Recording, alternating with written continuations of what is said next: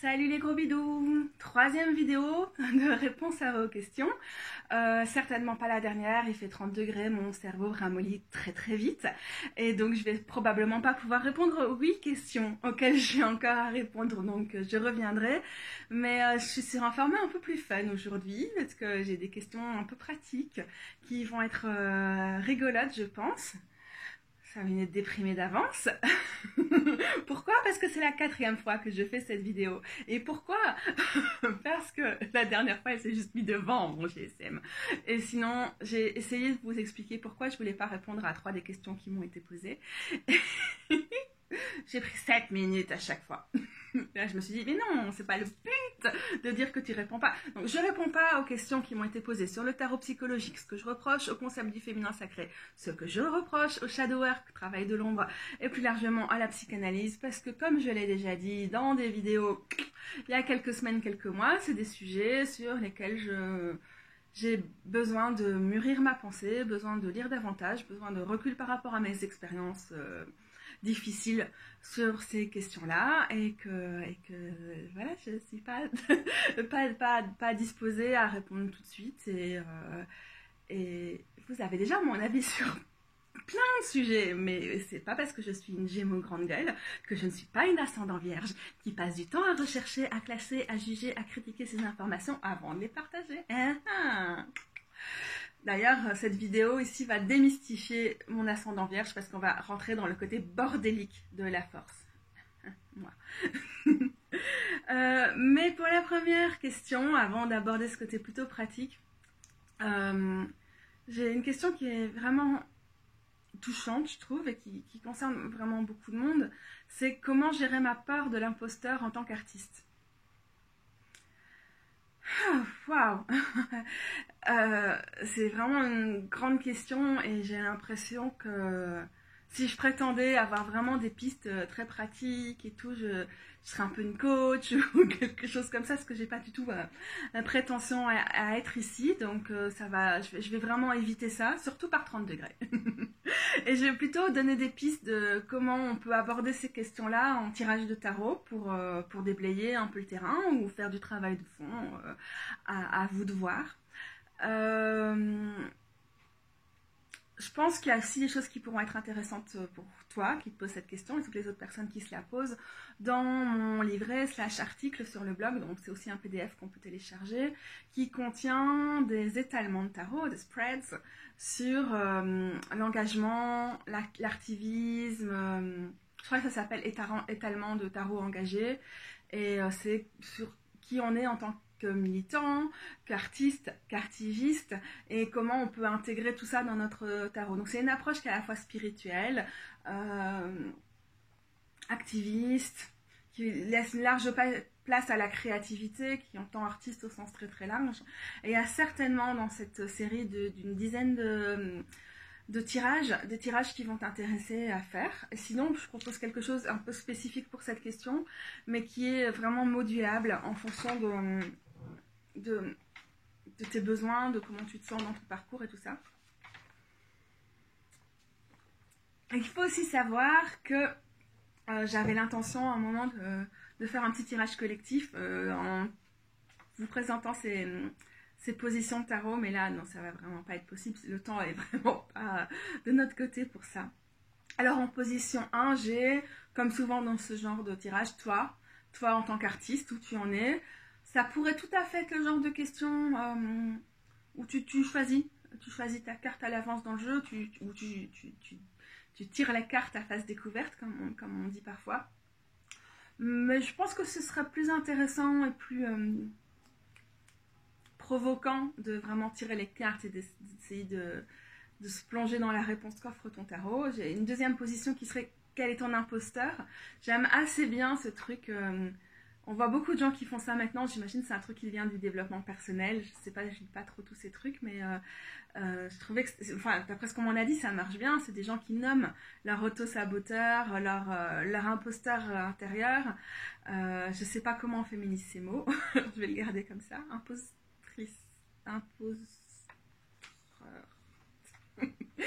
Ça doit faire impostrice parce que c'est un peu la même racine que... Non, c'est pas un nom de travail. Bon, bref. Et du coup, je trouvais que c'était intéressant de tirer une carte pour nommer cette partie de soi qui se sent toujours dans l'imposture et essayer d'instaurer un dialogue. De ce que j'ai compris des gens qui font ça, c'est que ça permet, quand cette petite voix dans le cerveau vient faire t'es pas à la hauteur, t'es ceci, t'es cela, t'y arriveras pas, d'instaurer un dialogue et de prendre du recul, de se dissocier aussi par rapport à cette partie-là. Donc j'ai trouvé que ça pourrait être intéressant de tirer une carte pour s'adresser à cette personne, la nommer et laisser cette part de soi, peut-être à ce statut-là de part de soi. Voilà. Il pourrait y avoir une troisième position qui serait un peu ta place dans le monde, pour aussi comprendre d'où vient ce syndrome de l'imposteur. Est-ce que c'est parce que tu te compares à des gens? Est-ce que c'est parce que c'est lié aux réseaux sociaux et tout? Donc ça peut être lié à plein de choses, mais en tant qu'artiste, ce serait comment tu te positionnes dans le monde en fait. Et après, les autres questions vont plutôt être pour établir ce dialogue entre toi et ton imposteur, cet épouvantail en toi qui te fait dire que tu es une imposteur, en gros. C'est peut-être plus clair comme ça. Puisque cette partie n'est pas vraiment un imposteur, c'est une petite voix qui fait « Est-ce que tu es vraiment légitime ?» Et du coup, j'ai une position qui serait quelle est la nature de votre relation avec cette part de toi-là. Là où ça coince, position suivante, là où ça coince, comment ça se manifeste. Et puis on aurait une position selon où tu es dans ton parcours qui viendrait à rassurer cette partie de toi, ou bien l'accepter, ou bien comment cohabiter avec, ou bien si tu es plus dans un truc où bah, j'ai tout essayé, j'ai essayé de lui faire une place et de me dire on va essayer de composer, de faire notre parcours ensemble, blablabla, ça marche pas, comment faire taire cette partie de toi, ou comment la faire taire au moment où c'est nécessaire, mais comment cohabiter le reste du temps par exemple. Donc là, c'est un peu en fonction de comment tu envisages ton parcours et comment tu envisages de dealer avec ce genre de choses que tu vas pouvoir faire ton choix dans les positions qui te conviennent. Et puis j'aurai une position avec un conseil pratique du genre qu'est-ce que tu peux faire quand tu sens vraiment que ton complexe de l'imposteur est en train de prendre le dessus sur ta véritable valeur en tant qu'artiste. Et puis j'ai un message qui serait plutôt un message de self-love, donc l'amour de soi, l'estime de soi, l'amour propre. Ça peut vouloir dire beaucoup de choses, c'est pas toujours très pertinent comme position, mais ici on parle quand même d'une blessure, de pas se sentir à la hauteur, etc. Et je trouve que clôturer le jeu avec un message qui vise à te donner de l'amour de toi, dans cet instant précis où tu fais le tirage, c'est tout de même une chouette idée. Voilà, j'espère que ça te sera utile ou que ça vous sera utile. Pas de grande réponse de fond, mais des pistes pour en faire un tirage de tarot. Je vous déconseille de faire un tirage à 8 ou 10 positions comme ça. Je vous conseille plutôt de faire un peu le ménage dans ces suggestions pour faire quelque chose sur mesure qui convient mieux à votre situation. C'est toujours comme ça, hein, les tirages pré-mâché, c'est chouette, mais un peu limité. Je préfère toujours quand on peut adapter. C'est ce que j'essaie de proposer quand je propose des étalements de tarot. Je dis pas que ça marche à tous les coups, mais voilà. Confort optimal.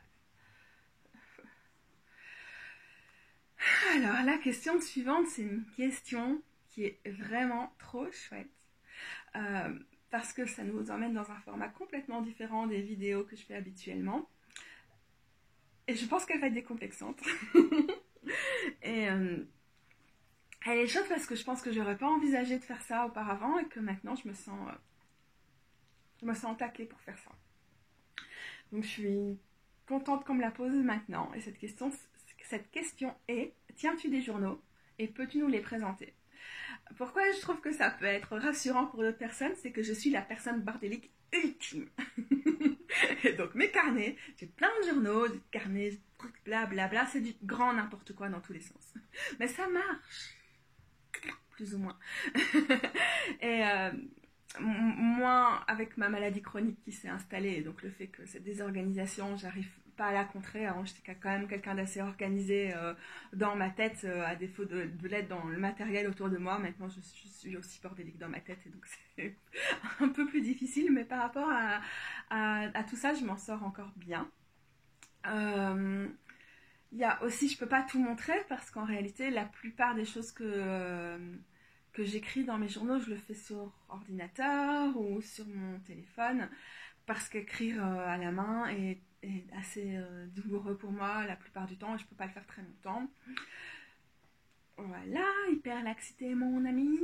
Et donc voilà, là-dessus j'ai pas grand chose à en dire parce que du coup ça se traduit par juste encore un endroit en plus où je vais stocker ce type d'informations.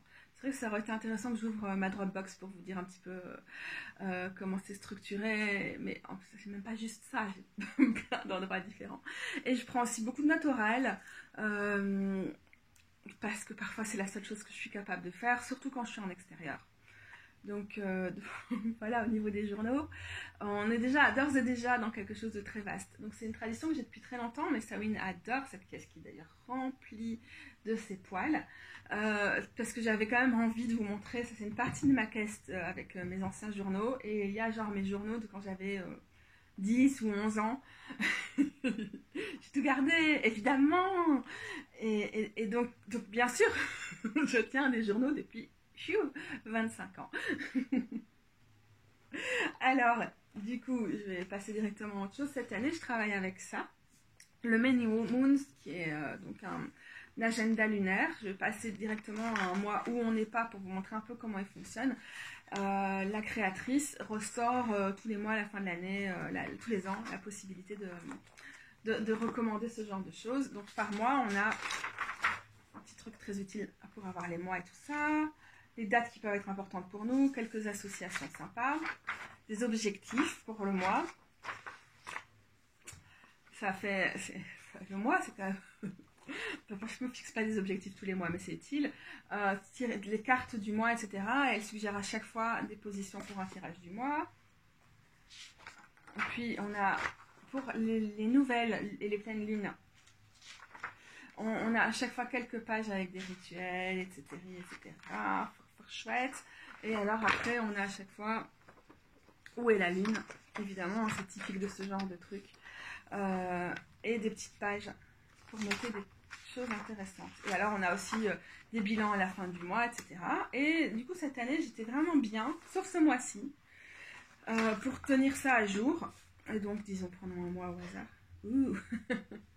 La page bien remplie. Je note mes rêves, je note mes tirages, des trucs que je dois faire, des visites. Je planifie déjà ma vie un peu tous les jours avec ça. Et puis aussi, au fur et à mesure, je parle de tous mes trucs spirituels. Là, je renote un truc avec ma douche méditative, c'était ça. J'ai vu tel signe à tel endroit. J'ai tiré les cartes pour tel truc. J'ai fait un... Waouh, quoi. Je sais plus me relire. Donc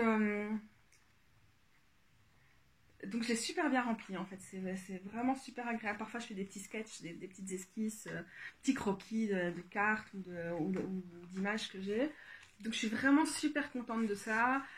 C'est rare que j'arrive aussi bien à me retrouver dans un agenda et à passer du temps avec. Mais j'aime déjà, bon, pour moi Spiral c'est un prérequis. Sinon, c'est juste impossible de travailler dans ce genre de choses. Donc, ça me permet d'écrire plus facilement, d'aller avec mon hyperlaxité, pas de devoir contrer le bouquin, d'avoir un livre qui se met contre moi. J'ai un petit sticker du page novembre. Donc ça, déjà, vraiment bonne base pour cette année-ci. Et alors, j'ai du coup plein de choses. Je vais vous montrer quel genre de choses, c'est plein de choses. Je fais du dessin. Je dessine... pas mieux que n'importe qui d'autre, je veux dire, je suis pas une artiste de ce genre de choses ni rien, mais j'aime bien faire soit des dessins sur des thèmes, genre là c'était au moment de Vénus rétrograde, je fais des petits trucs aquarellables, parfois c'est des choses comme ça, genre un peu dévotionnelles et tout ça. Bon, parfois je travaille beaucoup avec l'écriture évidemment et hop. Voilà, une espèce de vision des quatre. Bon, je vous montre pas tout, et parfois je travaille en couleur, parfois je travaille au noir et blanc, ça dépend du moment, parfois je travaille à la gouache. Je vais pas faire ça tout le temps, mais disons une fois par an minimum, et parfois c'est une fois toutes les semaines. J'ai une zine, comme on dit chez nous, et je vais me mettre comme ça à mettre tout ce qui me passe par la tête. Ça peut vraiment beaucoup me beaucoup me vider. Parfois, je vais dessiner des rêves aussi. Vous allez le voir certainement dans certains de mes autres carnets. Et donc, pour moi, ce journal, c'est aussi ça. Et ça me permet de garder des impressions beaucoup plus claires des rêves. Donc là, par exemple, il y a une image, je ne vais pas forcément en parler, mais qui est liée à un texte qui m'est venu dans l'espace sacré qu'organise Valil, qui est formidable. Je vais essayer de ne pas oublier de vous mettre le lien en dessous vers ce qu'organise Valil, où j'arrive toujours à canaliser des super textes. Et après, parfois, j'ai besoin de mettre ça en visuel. Donc ça, déjà, c'est juste un carnet d'aquarelle. Et ça va certainement rester là et rejoindre là tout en haut, même vous ne voyez pas, ma pile de carnets comme ça. Quand c'est des dessins comme ça, c'est assez important que je les retrouve assez vite. Donc aussi, encore le genre de choses, c'est lié à des rêves. Et puis à un moment, je vais mettre les rêves sur du dessin. Alors, des trucs affreux avec l'écriture, comme ça. C'est des trucs très spontanés, ce genre de choses-ci, par exemple. C'est très moche. Mais ça me permet de vraiment faire l'écriture automatique dans un grand flou. Voilà. Mais c'est grand, ça rentre pas dans mes carnets. Ça s'étale un peu partout. J'ai pas techniquement un truc qu'on peut appeler un grimoire parce que je pense techniquement pas rentrer dans les cases de ce qu'on peut appeler une sorcière. Par contre, j'ai une pratique païenne, mais du coup, ce qui va être mes rêves, un travail sur moi, plutôt psychologique, des visions, des méditations, des prières, des tirages de tarot. Tout est toujours mêlé pour moi, le niveau individuel, le niveau spirituel et aussi qui je suis en tant qu'artiviste, et donc un côté collectif quand même. Et donc, j'ai pas un vrai grimoire. Quand je fais des sorts, je prépare des sachets magiques ou des trucs comme ça, j'essaie de les mettre dans ces carnets-là. Vous allez voir, j'ai aussi ça à d'autres endroits. Donc dans ce type de carnet-là, je vais avoir vraiment plus des textes qui vont être des textes en écriture libre, donc une espèce d'écriture automatique qui ne consiste pas forcément à capter les esprits dans le sens... parfois on voit l'écriture automatique...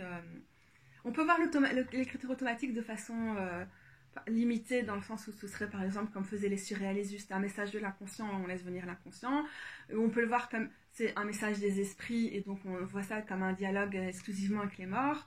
Et pour moi, l'écriture automatique c'est quelque chose de très hybride où on laisse venir tous ces messages-là, on canalise des choses qui peuvent venir du plus profond de soi, d'une connaissance ancestrale,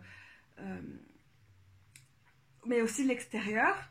Mais voilà, on navigue un peu. Mais je travaille pas avec les esprits des morts en tant que tels, en tout cas. Donc ça va plutôt être des choses de connexion au divin et tout ça. Donc, par exemple, ici, j'ai vraiment des textes canalisés. J'ai directement des petites images, comme une grenade, comme ça. C'est des vieux trucs, hein, sinon je ne vous montrerai pas comme ça. Les trucs plus récents, je les ai pas là. Des petites allusions à mes tirages de tarot. Je donne quand c'est les pleines lunes et tout ça, les nouvelles lunes. Et tout est mélangé au niveau des langues, français, anglais, tout, il n'y a que ça. Parfois, je trouve vraiment le courage quand j'ai des trucs super importants au niveau spirituel et tout, de noter ça, parce que je sais que je vais avoir besoin de m'en souvenir. Là, je parle encore une fois de mes ancêtres.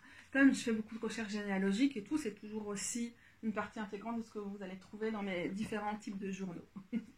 Il n'y a pas de type. Dans toutes mes notes. Alors voilà, donc là par exemple, typique, hein, j'ai des post-it avec des trucs sur des choses que j'allais faire, des choses qui me sont venues en travaillant sur l'astrologie, des notes quand j'ai fait des recherches sur des divinités. Et alors par exemple ici, des petites fioles magiques que j'avais faites. Et alors ça, j'aime bien, parce qu'encore une fois, c'est pas épais, donc du coup, j'ai pas de mal à écrire, je me fais pas mal. Là-dessus, vraiment, je peux pas... Ah ouais, c'est ça, les petits sorts. Et à chaque fois, des petites plumes de hibou et tout. Des espèces de petits sigils, des traces de vision et tout ça. Donc, dans ce genre de carnet-là, on va toujours systématiquement avoir ça. Des visions trop cheloues, parce que je fais des choses comme ça. Donc j'essaie de rendre en espèce de mandala, ou de rendre visuellement des images que je peux avoir dans des méditations ou des trucs. Parfois c'est tellement... Ah oui, je sais, si, j'ai noté ça après avoir fait la séance de Reiki avec Anne-Sophie. Et après j'ai fait des autres dessins qui étaient mieux. Ouh, flippant. Ah non, c'est encore après. Je voudrais bien vous montrer mon écriture parce que c'est quand même très intéressant, mais je vais faire ça sur des choses moins personnelles. Donc j'écris bien, mais pas très longtemps. Genre, rien que ça, ici, quand j'ai noté mes questions, ça c'est mon écriture plus ou moins bien. Et alors après, directement à la fin, ça devient un peu... parce que je sais plus tenir mon poignet. Et donc, vraiment, ça fait des trucs des trucs très chelous dans ce que je fais. J'aimerais bien vous montrer, mais... Alors là, on n'est vraiment pas sorti. Alors là, j'avais fait ça à la base, où j'ai des notes qui sont liées à mes cours d'un côté, à des cours que je suis beaucoup. Puis souvent, je n'arrive pas à prendre des notes comme je voudrais dans les cours. Et donc, je réoriente mon carnet sur autre chose. Donc, par exemple, là, j'ai un truc avec un if, où j'ai noté une poésie de Sylvia Plath. Là, j'ai fait des essais de mes crayons aquarellables. Et puis après, toujours la même chose. J'écris un poème et puis je fais des tests aussi avec mes trucs, des dessins. Et ça, c'est purement du journal. Mais j'ai pas noté la date, mais c'était vraiment un poème super important par rapport à ma colère, par rapport aux abus dans le monde universitaire. Je me suis dit, il faut... Et puis j'ai laissé ça là. Là encore une fois, vraiment dessiner des choses qui me viennent par rapport à la séance de Reiki et tout. Expliquer ce genre de vision, c'est vraiment... Ça, c'est intéressant. Ce genre de vision, quand je les ai vraiment en vision, c'est pas possible pour moi de mettre des mots dessus. Et quand je fais de l'écriture automatique, d'abord j'ai les mots. Et limite, j'ai les visions qui viennent après. Quand je fais de l'écriture automatique, les mots, c'est un flash intuitif. Comme il y a des gens qui ont la clairaudience, la clairaudience du... Hein, clair. qui ont des dons de clairaudience ou de clairvoyance, ou dons. On s'entend, mais qui savent activer ces canaux-là. Moi, j'ai ça vraiment de façon très occasionnelle, mais le plus souvent, j'ai juste me mettre à rédiger et les images vont prendre forme dans les mots directement. Mais c'est rare que je les entende prendre forme dans ma tête, ils prennent forme directement sur le papier. Et donc ça, c'est une chose, mais c'est une autre quand j'ai vraiment des choses, par exemple, le Reiki donne des impressions qui sont très physiques et très des flashs visuels. Bah dans ce cas-là, je vais avoir besoin de dessiner, ça va être beaucoup plus difficile pour moi de mettre ça en mots. Donc ça, c'est peut-être aussi une façon intéressante de comprendre ce qu'on fait dans des journaux et pourquoi. C'est un peu éclectique dans le style que j'utilise. Tout le monde peut voir que tu aimes à peu près autant la chaleur que moi, ma chérie. Là, j'avais préparé un truc trop beau pour suivre un cours. Donc déjà, de nouveau, des petits sachets magiques, du tiel. Et donc, je commence. Et non, là-dessus, franchement, j'ai plein de pages. J'ai vraiment bien écrit. Je sais pas, je ne vais pas avoir trop mal cette année-là. C'était il y a 3 ans. Deck interview. Ah ouais, franchement, j'étais trop sérieuse. Et puis après, pour moi, c'est beaucoup, hein, tout ça. Et puis après, je suis passée directement dans des choses qui sont des réflexions sur...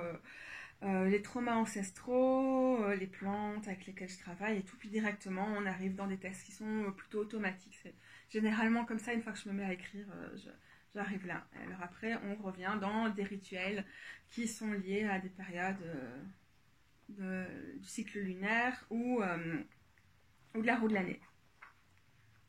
Ah ouais, et après je reviens dans le cours. Parce que là, comme le cours était quelque chose sur le tarot rituel, cette année-là, je pensais intégrer mes rituels directement à mon cours. Mais à un moment, ça n'a pas fonctionné. Involk, directement, on est passé déjà quelques mois. Et alors, j'avais des trucs en parallèle. Et alors là, on parle de divinité, encore une fois d'ancêtres. J'ai très peu relu cela. D'habitude, je sais où j'ai mis quoi. Mais là, par exemple, comme c'est lié à un cours, je reviens jamais sur les notes. Ça, c'est super impressionnant. C'est des trucs... Quand je dis je canalise, par exemple, ça c'est des trucs, je me mets dans...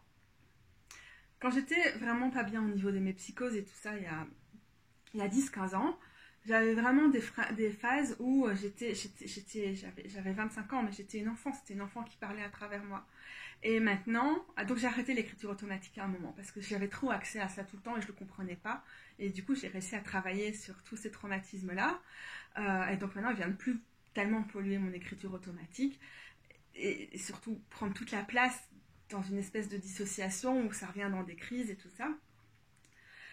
Et maintenant, quand j'arrive là, à écrire ce genre de choses, mon écriture est très posée, ça veut dire que je suis vraiment pas partie très loin dans mon écriture automatique, mais j'ai quand même canalisé moi de 5 ans, de 7 ans, et de violences que j'ai mal vécues à cette époque-là. Voilà, et du coup, on reste de nouveau dans des rêves, et tout est toujours mélangé, dans tous mes formats, donc mes différents types de carnets, mon ordinateur, mon téléphone, on va toujours être dans des choses où les rêves, les tirages, les visions, l'écriture automatique, tout ça vient, je prends ce que j'ai sous la main. Je m'y retrouve pas mal, mais ce truc-là est un exemple typique d'un moment où j'ai lâché la structure, même pour moi, dans ma tête. Quoi. Est-ce que j'allais commencer par ça ou... Alors là, j'ai plutôt des notes pour préparer des vidéos, des articles et des tirages canalisés pour d'autres personnes que j'ai dû faire, à mon avis, l'été passé.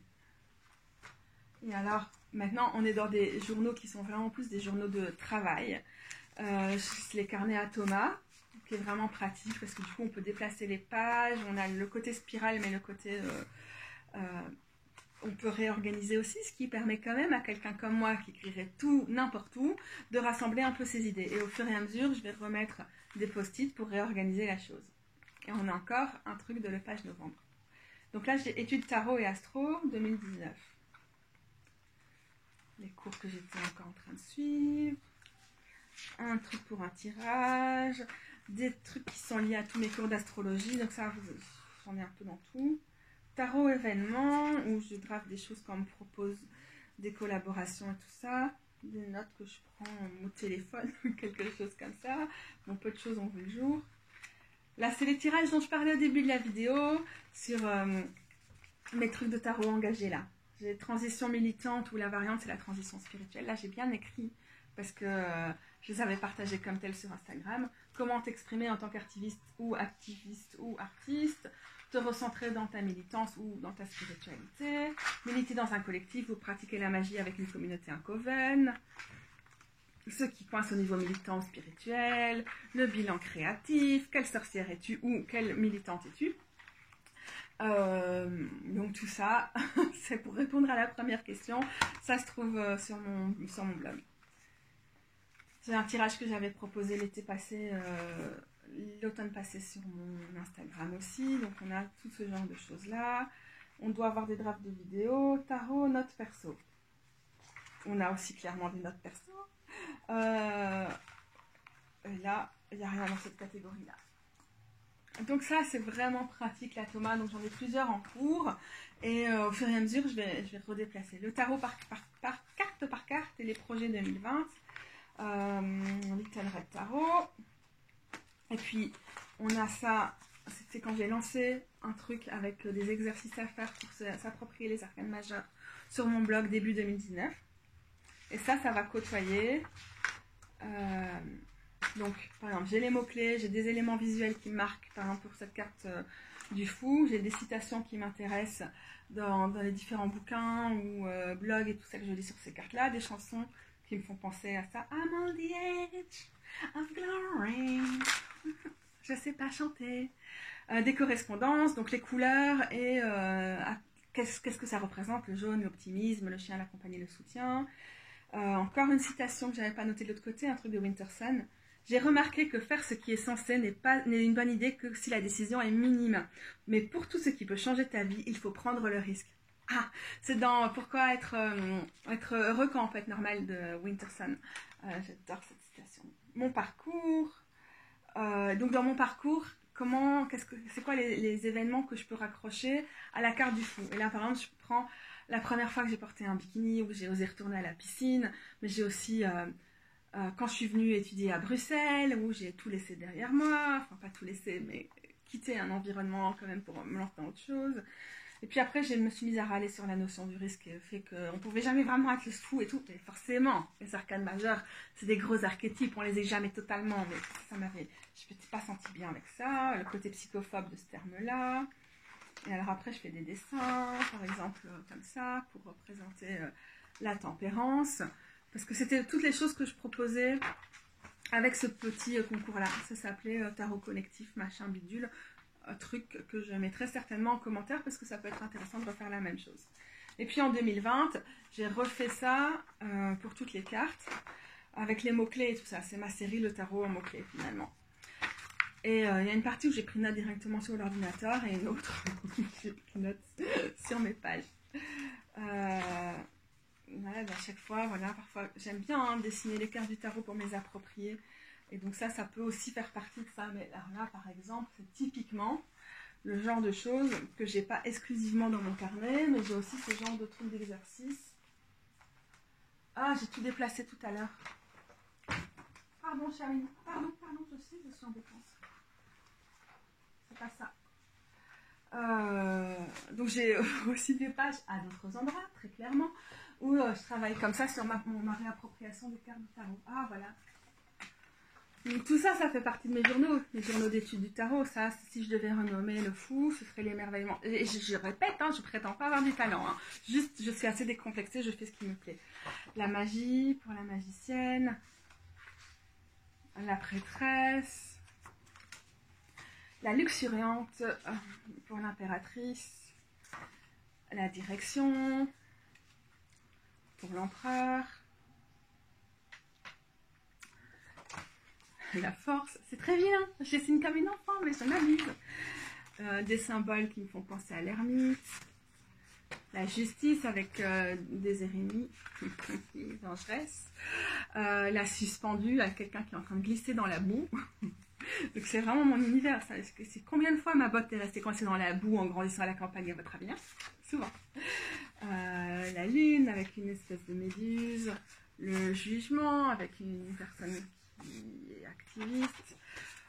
Donc mes carnets vont prendre ces multiples visages-là, mais qu'est-ce qu'il y a, Sabine? T'es en train de mourir, ma chérie? Oh non, c'est trop triste, il fait trop chaud, on déteste ça, toi et moi.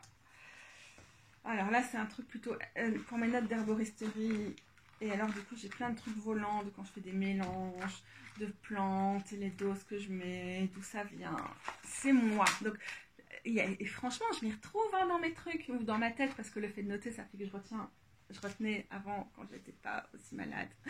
Mais honnêtement, ça me convient. Alors, j'aime bien les gens qui font J'adore regarder les vidéos de comment Kellyanne Maddox range son filofax. Comment Kellyanne Maddox... J'aime particulièrement Kellyanne Maddox parce qu'elle est très créative et décomplexée aussi. Comment elle range ses différents types de carnets, celui d'affirmation, mais les miennes, elles sont dans tous les sens. Alors là, on est plutôt sur l'étude des cartes et des rêves, etc. Alors, on a un truc qui est actuel, la théorie avec les épithètes des cartes et tout, mais ça, c'est vraiment difficile pour moi de prendre des notes de lecture. Je ne sais pas faire deux trucs en même temps. Des choses que j'avais bien aimées dans des vidéos. Et alors, encore une fois, je vais avoir des espèces de dessins automatiques pour certains. Et pour d'autres, image de violence vécue. Donc voilà, je ne vous montre pas des trucs comme ça. Parfois, ça va juste être justement après faire des flirts, ça va me calmer quoi. Oh, quel magnifique hibou rêvé. C'est vraiment n'importe quoi, hein, mais pour certains, ça va vraiment me hanter. Et ça, c'est par exemple, j'ai dessiné un rêve pour vraiment le garder. Rêve qui, finalement, c'est pas, je sais pas si c'était prémonitoire, mais c'était quand même quelque chose c'était différents événements qui étaient en résonance et ça a pris tout son sens tellement il y a quelques semaines, alors que c'est un rêve qui date d'il y a presque un an, quoi.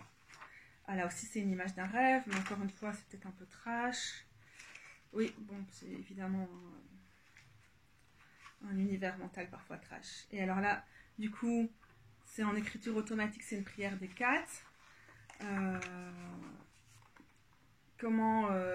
Elle est sur Instagram, hein, je ne montre pas des trucs. Comment je la canalise la première fois. Et puis alors après, je l'ai recopiée, je l'ai retravaillée. Encore une fois, des choses qui sont liées à des rêves et puis des visions. Des choses que j'ai canalisées autour de, de Imolk. Alors Dolly Parton en drag queen, magnifique. Ça, je voulais tester les crayons que j'avais pour Rose avant de lui donner. Et ça, c'est mon chat chéri qui aurait fait la gueule. Ok, d'accord, tout n'a pas du sens là-dedans. Mais quelle beauté!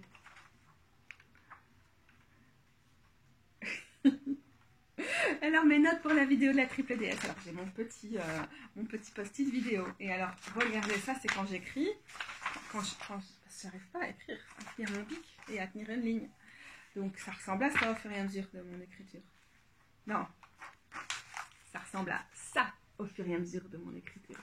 Et j'ai une écriture qui n'est pas forcément lisible, mais qui n'est pas forcément moche quand j'arrive à écrire. Alors, de quoi réorganiser mon blog, et alors des événements d'astrologie, et puis l'organisation de mes tirages, je suis l'héroïne, et puis des dessins qui ont été pris au Drink and Draw qui était organisé par Corcool, avec à chaque fois sur le dessin des mots comme ça qui me sont venus pendant que je dessinais la modèle vivante. Et je redis, hein, je ne prétends pas le dessiner bien. Ne me jugez pas, mais amusez-vous, essayez. J'espère vous motiver, parce que regardez, ça me réussit bien de faire n'importe quoi dans la vie. Ok, peut-être pas, mais mes carnets, j'en suis assez fière. Alors là, on est vraiment, une nouvelle fois, dans l'étude du tarot, encore assez stricte, avec, pour le slow roller, les personnages, les figures, personnages de cours. Puis je vais noter qu'est-ce qu'on revoit comme élément visuel, et qu'est-ce que ça essaie de transmettre. Et c'est rare que j'arrive à aussi bien à passer du temps à vraiment écrire ça, mais je passe du temps à comparer les cartes et tout ça comme ça, mais parce que le slow roller, j'ai mis du temps à me l'approprier. Il a vraiment pas un système particulier, mais une tonalité particulière, avec notamment les cartes à vérifier, parce que je n'arrivais pas à les comprendre. Le 3 de cailloux, oui, je vois. C'est beaucoup dans les pentacles en général. Voilà. Et tu vois, j'ai fait pas mal. Et puis après, j'ai fait le Kitty Kahan. Et puis, j'ai des trucs sur la lune noire, Lilith. Et alors, je l'avais ramené quand j'étais allée en Angleterre cette fois-là. Que m'inspire cette ville et tout. Tirage de nouvelle lune, c'était formidable. Parce qu'après ça, j'ai canalisé des trucs qui étaient vraiment cool. Avec lesquels j'ai travaillé un peu longtemps. Mais voilà. Et parfois, j'ai des espèces de trucs de rituels un peu plus conventionnels, ou comment j'essaie de fêter la roue de l'année pour voir comment je vais m'approprier ces trucs. Mais comment s'approprier ces événements, ces célébrations, c'est vraiment des travails assez lents, quoi.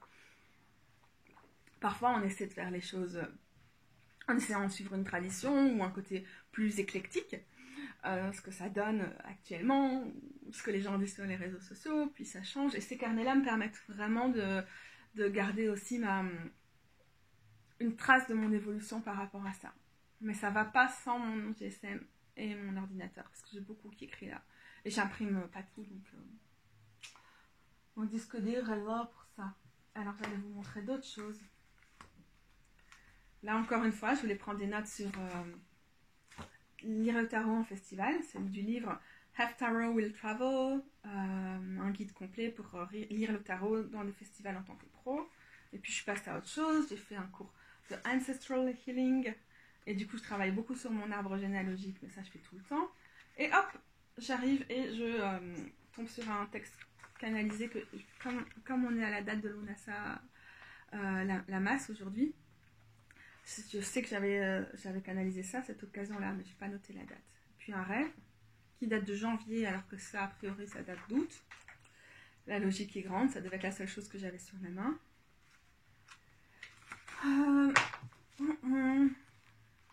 Là aussi, on a vraiment le même genre de choses où tout se mélange, mais je ne peux pas tout prendre. Alors, qu'est-ce que je m'étais dit que j'avais là-dedans, un truc que peut-être j'avais envie de lire.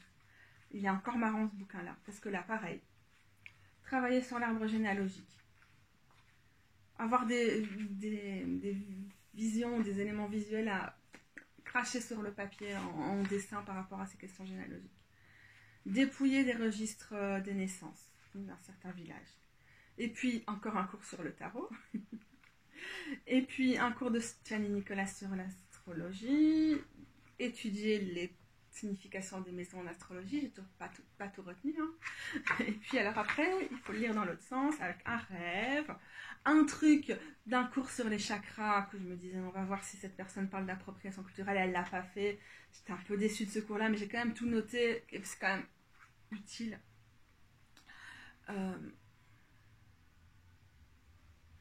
Pour savoir de quoi on parle. Les cours en ligne, encore une fois, que je suis et tout ça, les trucs de pleine lune. Et alors là, par exemple, oui, c'était typique. Là, je voulais montrer un peu le genre de choses sur lesquelles je travaille. Donc là, on est à la mi-septembre, il y a quelques années. Et donc, on arrive dans ma période préférée de l'année. Ah, l'automne. Et donc, je commence à travailler des choses. J'ai fait un petit hôtel temporaire à Perséphone. Et donc, je commence à écrire comme ça tout ce qui me vient. Donc, ça fait, tu es sur le départ. Tu emportes peu de choses pour ton séjour là-dessous. Il y a une vie qui t'attend là-bas. La lumière des rayons de l'automne éclaire ton voyage. Hécate, Mabon. Tu marches sereine. Tu emmagasines, car c'est ce que tu fais de mieux. Tu imprimes chacune de ces images. Tu fixes les odeurs. Tu fais tourner les goûts sur tes papilles gustatives. Perséphone, déesse des enfers, juge des morts, nymphe pétillante, déesse à facettes, le refus de la simplicité, ta complexité comme étendard. Tu salues Méduse alors que tu descends. Les rayons du soleil ne te suivront pas, tu te dépouilles. Tu es la graine, Perséphone, la mystérieuse, la rebelle, qu'on n'enferme dans aucun monde, la danse des saisons. Et puis après, ça continue sur plusieurs pages, mais j'ai shifté vers l'anglais.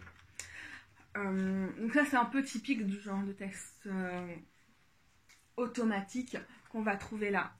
Je pense que là-dessus, on n'est pas purement sur de l'automatique, parce qu'on est sur un truc où je vais plutôt rassembler des idées que j'ai par rapport à cette divinité.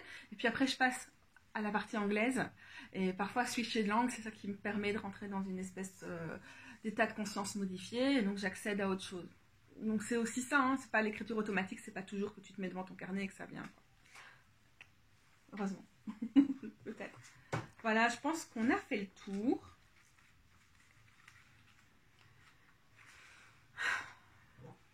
Donc, est-ce que je tiens des journaux? Bah, je note plein de choses, quoi. Ouais, j'ai des journaux, des grimoires, des notes de cours, des trucs pour préparer mes séries sur le tarot. Ouais, j'ai pas un journal. Cette année, j'ai mon planeur, mais j'ai plein de trucs à côté quand même. Je suis pas organisée. C'est pour ça que je vous disais au début, mais je peux pas répondre à ces questions-là. Dans ma tête, ça fait un peu comme ça. C'est comme ça, hein, c'est dans la danse des trucs dans tous les sens qu'on construit quelque chose. J'en suis certaine. Je vais directement dire c'est quoi la prochaine question parce que je sais déjà que je ne vais pas être inspirée pour répondre. Peux-tu nous parler des liens entre militantisme et polythéisme? Écoute, la personne qui me pose ça, c'est une polythéiste. Je pense qu'elle se définirait comme polythéiste dure, mais dis-moi si je me trompe. Qui du coup travaille vraiment super fort à toutes ces questions. On aurait certainement beaucoup de choses à en dire, mais ma pratique sur ces questions-là est très organique et parfois ça met du temps à se croiser, tu sais. Et donc là, j'ai l'impression que je serais en train de prendre des choses très ponctuelles pour parler de questions qui sont très larges et très importantes. Puis ça demanderait aussi de parler d'appropriation culturelle quand même, et de racisme par rapport à certains polythéismes. Du coup, c'est des gros sujets, et honnêtement, là où j'en suis dans mon parcours en tant que polythéiste, c'est pas encore vraiment à l'ordre du jour de pouvoir articuler tout ça. Bien sûr, ça me traverse, ça me travaille, j'avance avec ça, mais je pense qu'il y a des personnes qui sont beaucoup plus appropriées que moi pour en parler pour l'instant, et j'espère pouvoir répondre un jour à ta question, mais je me projette pas en me disant, par rapport aux autres questions sur lesquelles j'ai quand même déjà bien défriché, je peux dire. À mon avis, d'ici la fin de l'automne ou la fin de l'hiver, je pourrais m'exprimer là-dessus. Sur la question que tu me poses, peut-être ce sera dans 5 ans, tu vois, parce que bah, c'est progressif, c'est organique. Ça prend du temps et c'est une expérience à faire. Je pourrais certainement dire des trucs théoriques dessus. Bah, ça sonnerait creux parce que j'ai encore tellement d'expérience à faire en tant que relativement jeune polythéiste. Ada m'a posé une question piège. Elle a essayé de titiller la Gémeaux ici. Elle m'a dit la lune, les étoiles et l'amour, point d'interrogation. Je sais que tu sais que je vais partir pendant des très très très nombreuses minutes à parler de ça, Ada. Tu me connais. D'ailleurs, quand j'ai commencé la série des questions-réponses, maintenant ça doit faire un mois, c'était la première question que j'ai reçue. Donc j'ai commencé à faire une vidéo pour y répondre. Là, elle durait déjà 20 minutes quand je me suis dit non, laisse tomber. Je parlais de Vénus rétrograde, c'était super intéressant. Donc, je ne vais pas tomber dans le piège. Juste, Ada est une astrologue formidable qui m'a fait une consultation d'astrologie vraiment extraordinaire pour mon anniversaire, qui était un mix entre sa formule tirage d'anniversaire, explorer l'année à venir, et sa formule thème natal. Mais donc Ada Jeribi, c'est vraiment une astrologue que je conseille. Tarologue aussi, j'ai pas eu de consultation d'elle, mais on peut voir sur internet à quel point son travail est super pertinent. C'est quelqu'un qui travaille de façon intuitive et en tant que médium. Et c'est vraiment très extraordinaire. Ça donne de la matière sur laquelle travailler, mais aussi ça donne... parce que c'est tellement dense que je suis pas sûre de pouvoir travailler sur tout ce qu'elle a dit. Mais rien que le fait qu'elle énonce des choses comme ça, qu'elle arrive avec des idées, ça fait travailler des choses. Et moi-même, je pratique pas le prédictif, et elle dira que si je dis ça avec toujours tellement d'aplomb, c'est que quand même un petit peu. mais je suis assez impressionnée par ce que le prédictif prend comme forme chez elle. Très intéressant de voir ce que c'est flash, dans quoi ça se concrétise finalement dans ma vie. Très intéressant. Je conseille fortement de checker le travail d'Ada Jeribi, et le lien sera plus bas, comme ça vous verrez ça. Merci pour cette question piège. Il nous reste 3 questions. Quels sont les personnages qui t'inspirent, ce que tu détestes? Hormis les tirages, comment te sers-tu du tarot? Est-ce que tu peux nous montrer les lames préférées du tarot et nous expliquer? Les lames préférées, je pense que comme j'ai pas de trépied et tout ça, ce serait vraiment un peu désagréable comme vidéo. Mais ça me fait penser que j'aimerais vraiment bien avoir un trépied à un moment pour faire ce type de vidéo. Ce serait très chouette. Pour l'instant, en story, par exemple, sur Instagram et tout ça, je vais faire ce genre de choses. Hein, de prendre mes cartes préférées dans certains tarots, les comparer, etc. C'est pas quelque chose que je fais toutes les semaines. Mais voilà, si vous me suivez, vous pouvez voir ce genre de processus. Hormis les tirages, comment sers-tu du tarot? J'en ai parlé déjà dans la vidéo précédente, finalement, avec comment le tarot en promenade. Et là-dessus, ce que j'en dis dans mes dernières vidéos, genre How I Tarot, j'avais fait un hashtag là, sur ma pratique du tarot il y a un peu plus d'1 an. Je pense que ça n'a pas évolué. Donc si tu te poses encore cette question-là, des différents usages que je peux faire du tarot, je vais remettre le lien en dessous. Ce sera ça le plus simple. Comment je vais retenir tout ce que j'ai dit que j'allais mettre en lien?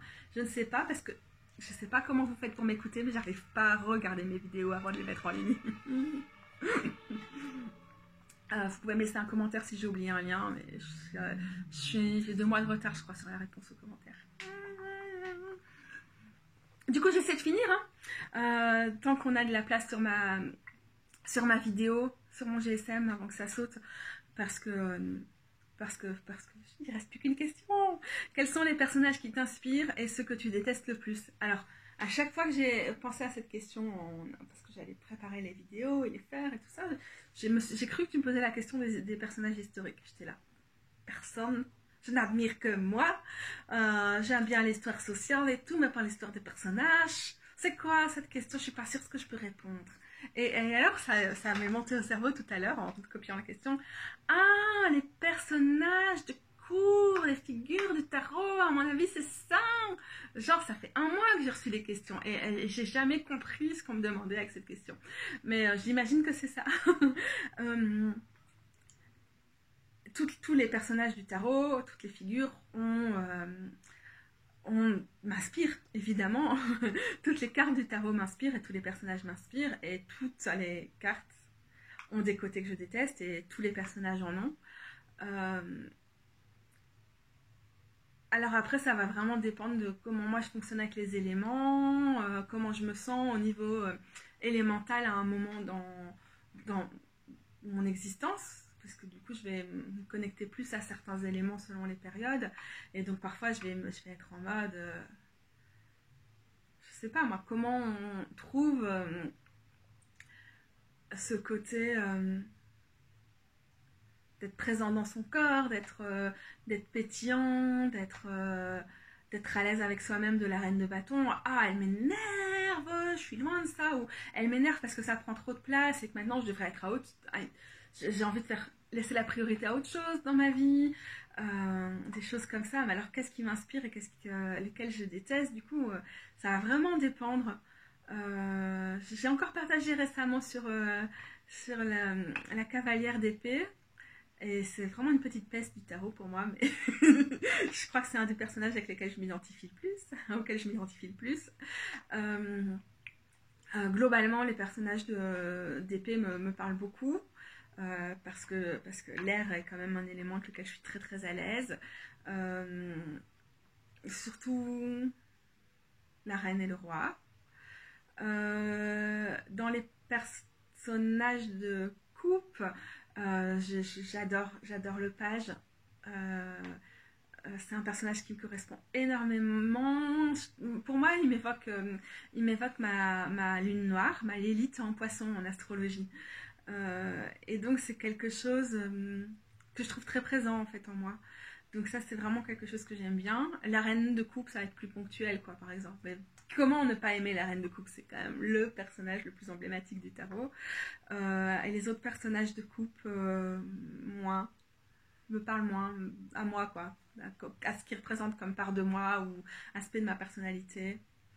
Surtout le cavalier, j'ai du mal. Mais les cavaliers, je travaille plutôt avec leurs aspects d'ombre. Et j'aime bien ça. J'aime bien les voir plutôt sur ces côtés-là, un peu rentre dedans, enfant trop cavalier, quoi, chevaleresque. Mais je les aime bien pour ça aussi. Mais je ne m'identifie pas trop à ce personnage-là. Dans les pentacles, je suis aussi très terrienne comme personnalité. Donc tout le monde sauf le roi, parce que le roi me paraît très très loin d'être qui je suis. Mais sinon tout le monde peut me parler. Et la constance et la patience et la capacité à être endurant et à se mettre en action sur du très long terme du cavalier, de la cavalière, là, c'est rare. c'est rare que je le vois comme quelque chose auquel je devrais plus aspirer, mais j'arrive pas à le mettre en mouvement. Par contre, la reine, je la tire super souvent et elle me parle toujours, évidemment. Lune en taureau. Hein. et le page, je tire pas souvent, mais ça me fait définitivement des connexions avec des parties de moi. Et moi, enfant. Et alors, les bâtons, l'énergie du feu est une de celles que je maîtrise le moins, mais par contre au niveau des figures quand même ça marche bien. J'aime beaucoup le roi de bâton, j'adore la reine de bâton, elle me fait penser à la partie de moi extravertie qui est plus ou moins présente selon les périodes de ma vie, pas du tout en ce moment, mais j'ai toujours beaucoup d'affection pour cette partie de moi en fait.